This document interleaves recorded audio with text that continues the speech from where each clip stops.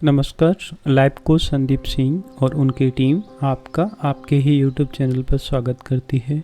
हम बात कर रहे थे हमें अपनी लाइफ में फॉरगिवनेस को और हीलिंग को किस तरीके से अपनाना चाहिए, एम्ब्रेस करना चाहिए, हमें किस तरीके से दूसरे लोगों को और अपने आप को माफ़ी देनी चाहिए। देखिए, मैं मानता हूँ कभी न कभी आपकी किसी ऐसे व्यक्ति से मुलाकात ज़रूर हुई होगी जो हमेशा गुस्से में रहता है और ज़्यादातर आप जब भी उनसे बात करोगे वो हमेशा फ्रस्ट्रेट मिलेंगे आपको।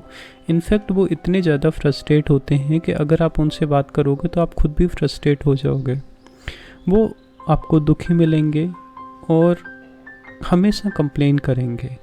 इसके बहुत सारे रीजंस हो सकते हैं, बट इसका एक रीज़न ये भी होता है कि जो भी व्यक्ति अपनी लाइफ में दूसरे लोगों को और ख़ुद को माफ़ नहीं करता तो उनका स्वभाव कुछ इसी तरह का बन जाता है। अब आप मुझे सोच के बताइए कि क्या आप बिलीव करते हो, क्या आप मानते हो कि हमें दूसरों को माफ़ी देनी चाहिए, हमें फॉरगिवनेस में बिलीव करना चाहिए, उसको एडॉप्ट करना चाहिए। देखिए, अगर आप ज़्यादातर लोगों से बात करोगे तो ज़्यादातर लोग रिवेंज लेने के मूड में रहते हैं। उनका सीधा सा कहना होता है कि ईंट का जवाब पत्थर से दो। देखो, आप ईंट का जवाब पत्थर से दो या पहाड़ से दो, वो तो ठीक है, वो आपकी चॉइस है, बट एक बार आप ठंडे दिमाग से ये सोच भी लीजिए कि उसकी क्या कीमत आपको चुकानी पड़ रही है। जब आप रिवेंज लेने के मूड में रहते हो, जब आप अपने आप को फॉरगिव नहीं करते हो, तो आप इस चीज़ को ऐसा सोचिए जैसा कि गौतम बुद्ध जी ने बताया था कि आपने एक जलते हुए कोयले को अपने हाथ में उठा लिया है और आप वो कोयला दूसरे व्यक्ति पे, जिससे आप रिवेंज लेना चाहते हो, फेंकना चाहते हो। अब आप सोच के देखो, हो सकता है दूसरे व्यक्ति उधर से आए ही नहीं, कभी उनको तकलीफ़ हुई नहीं, लेकिन जितनी देर आपने वो जलता हुआ कोयला अपने हाथ में पकड़ रखा है उतनी देर आपको तो तकलीफ़ हो गई ना। और वो तकलीफ़ को फिर ठीक होने में भी टाइम लगेगा। ऐसा नहीं है कि जैसे ही आपने कोयला नीचे फेंक दिया आपकी तकलीफ़ एकदम से ठीक हो गई। तो जब हम रिवेंज लेने की बात कर रहे हैं तो हम अपने हाथ में जलता हुआ कोयला लेके कुछ करना चाहते हैं, और इसका क्या कॉन्सिक्वेंस है वो शायद आपको अभी अच्छी तरह से समझ आ रहा होगा। चाहे दूसरे व्यक्ति को तकलीफ़ हो ना हो, हमें तकलीफ़ ज़रूर होती है। एक चीज़ और बताइए कि आपके लिए डिफ़िकल्ट क्या है, किसी दूसरे व्यक्ति को माफ़ करना, फॉरगिव करना, या फिर अपने आप को माफ़ करना। देखिए, ये दोनों चीज़ें काफ़ी रिलेटेड हैं, काफ़ी कनेक्टेड हैं एक दूसरे से, क्योंकि जो भी व्यक्ति दूसरे व्यक्ति को माफ़ करने से मना करता है, कहीं ना कहीं वो व्यक्ति फिर अपने आप को भी माफ़ नहीं कर पाएगा। और अगर वो व्यक्ति अपने आप को माफ़ नहीं करेगा तो आपको पता है कि उसका क्या रिजल्ट होने वाला है। इसी तरह से कुछ लोग बोलते हैं कि वो दूसरे व्यक्तियों को तो माफ़ कर सकते हैं, लेकिन वो अपने आप को अपनी गलतियों के लिए कभी माफ़ नहीं कर सकते। मैं पूछना चाहता हूँ कि अगर आप अपने आप को माफ़ नहीं करोगे तो उससे क्या फ़ायदा होगा। आपकी जो मेंटल स्टेट है वो ख़राब होगी, इनफैक्ट आपका जो ओवरऑल एटीट्यूड है ओवर टाइम वो ही चला जाएगा अगर आप अपने आप को माफ़ नहीं करोगे तो।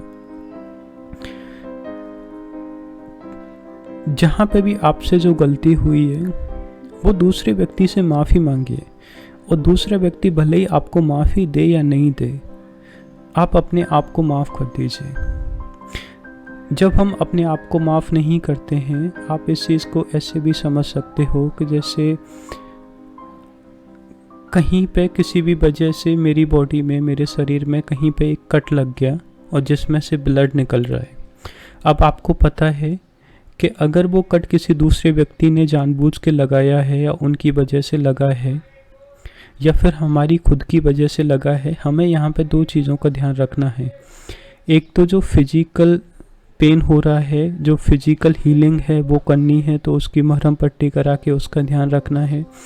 दूसरा जो साइकोलॉजिकल हीलिंग है उस पर भी ध्यान देना है, क्योंकि हमारा बॉडी और माइंड कनेक्टेड हैं, और अगर आप उस चीज़ को पकड़े रखोगे तो आपका जो माइंड है कभी वो उस बात से बाहर ही नहीं निकल पाएगा, और आपको बॉडी को वही एक्सपीरियंस होगा जब कट लगने पे हुआ था।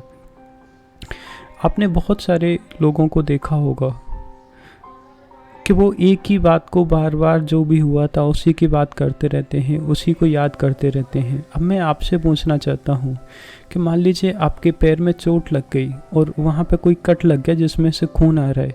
अब आपने उसकी मरहम पट्टी कराना शुरू किया और उसके बाद में थोड़ा सा फ़ायदा हुआ, क्या आप वहाँ पे जाके खुरचते हो? क्या आपके जो चोट लगी हुई है वहाँ पे आप जाके और ज़्यादा चोट मारते हो? नहीं ना। तो अगर हम फिजिकली अपने आप को हर्ट नहीं करते तो हम इमोशनली साइकोलॉजी अपने आप को क्यों हर्ट करते हैं? क्योंकि हमारी बॉडी और माइंड कनेक्टेड है। तो जब तक आप चीज़ों को पकड़ के रखोगे, आपको कहीं ना कहीं उसका जो भी आप सोचोगे उसका आपका फिजिकल मैनिफेस्टेशन भी होगा, वो फिजिकली भी इश्यूज क्रिएट हो जाएंगे। और जब आप फॉरगिव करते हो, इसका ये मतलब नहीं है कि जो हुआ था वो सही था। इसका बस ये मतलब है कि जो होना था वो हो गया। अब आप उस तकलीफ से, उस पेन से अपने आप को फ्री करना चाहते हो। हम सब जानते हैं ज़िंदगी कितनी छोटी है और ये चीज़ हमने पेंडेमिक में बहुत अच्छी तरह से एक्सपीरियंस की है कि लाइफ कभी कभार बहुत ज़्यादा अनप्रेडिक्टेबल भी हो सकती है, जो हमने कभी सोचा ही नहीं हो। और ऐसे बहुत सारे रीजंस हो सकते हैं, वजह हो सकती हैं जिनकी वजह से गलती हो गई हो। अब उस गलती को पकड़ के रखने का कोई मतलब नहीं बनता है, चाहे वो गलती आपसे हुई हो या दूसरे व्यक्ति से हुई हो। याद रखना, अगर आप अपनी ज़िंदगी में आगे बढ़ना चाहते हो तो आपके सर पे कितना वजन है उससे भी ज़्यादा उस चीज़ से फ़र्क पड़ता है कि आपके सिर में कितना वजन है, आप कितनी बातों को पकड़ के रख रहे हो। आप जितनी बातों को पकड़ के रखोगे, आप अपनी लाइफ में जो आपकी ग्रोथ है वो उतनी ही स्लो डाउन हो जाएगी, या फिर हो सकता है वो एकदम से स्टॉप हो जाए। थोड़ा सा डिफ़िकल्ट है, मैं मानता हूँ। ये चीज़ें न तो हमें कोई बताता है और न ही इन चीज़ों की सोसाइटी में कोई एक्सेप्टेंस है, बट मुझे लगता है इसके अलावा हमारे पास में कोई ऑप्शन नहीं है। हमें दूसरे व्यक्तियों को भी माफ़ करना है, हमें खुद को भी माफ़ करना है। इसी टॉपिक को और अच्छी तरह से समझने के लिए हमने एक फॉरगिवनेस का फ्रेमवर्क डेवलप किया है, तो उसका वीडियो जब भी आएगा आप उसको देख लेना। उसका लिंक मैं इस वीडियो के डिस्क्रिप्शन में भी डाल दूँगा। अभी वो वीडियो बना नहीं है। तो चलिए, अगर हमसे खुद से गलती हुई है तो हम अपने आप को माफ़ करते हैं, दूसरे व्यक्ति से गलती हुई है तो हम उनको माफ़ करते हैं और अपनी ज़िंदगी में आगे बढ़ते हैं। Stay blessed and happy.